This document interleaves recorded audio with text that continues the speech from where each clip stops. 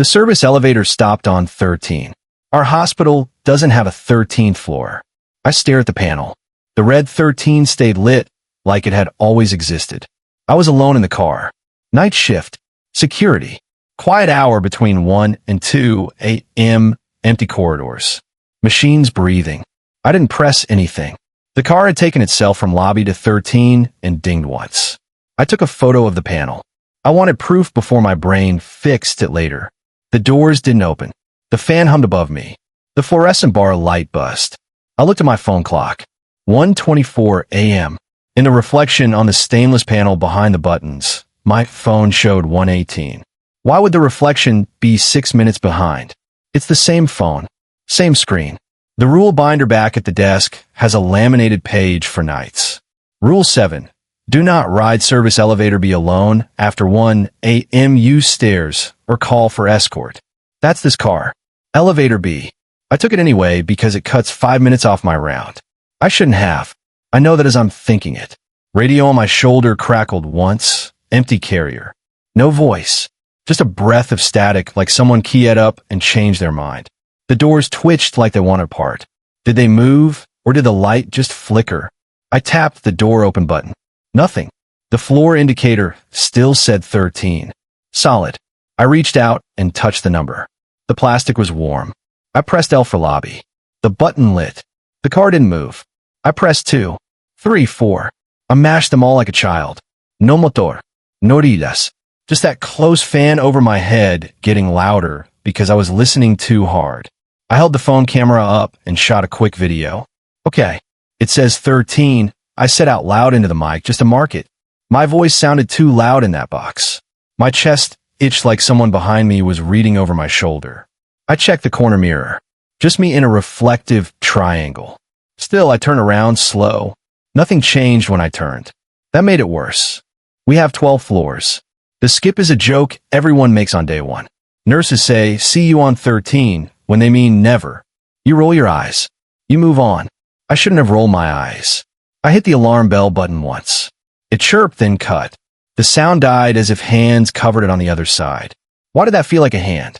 The panel flickered. For half a second, all the numbers glowed.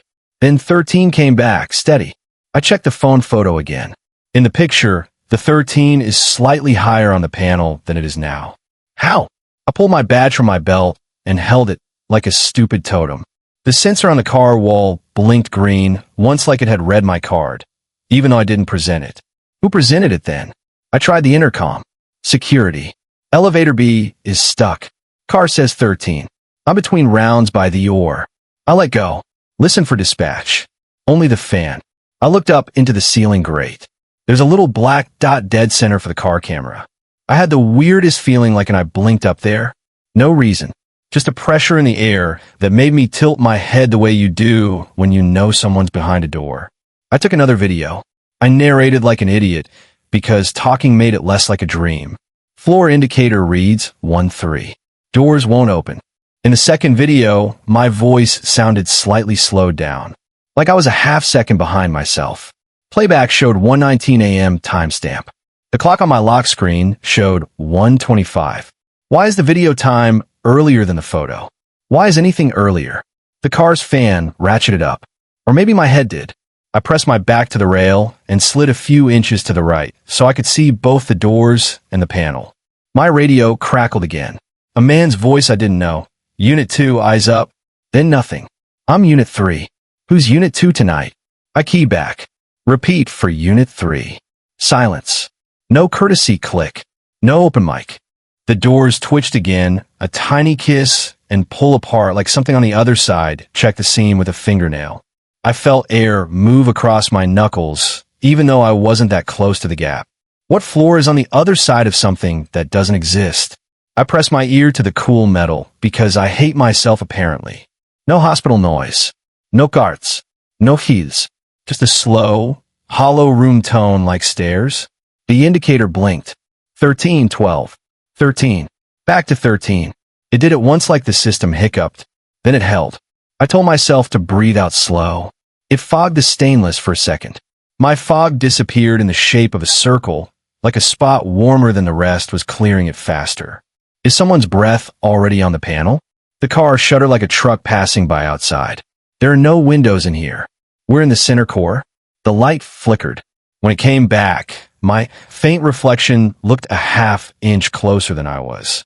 I put my finger on a scratch next to the door seam I've seen 100 times. I use it to judge distance. In the reflection, my finger missed the scratch by that half-inch. I felt watched in a pinbug way. Not someone here, but someone with time. I scanned my own face in the panel because that's what you do when you can't see the watcher. The radio, one syllable, half swallowed. Could have been my name. Could have been a cough. It cut like it was embarrassed. I tried the door closed to see if that made the doors try the opposite. The light on the button didn't come on. I pressed alarm again. One chirp. Hands over bell. Dead. I looked at the photo one more time for comfort. The 13 in the photo is still higher. The smudge and steel on my right cheekbone isn't there in the mirror now.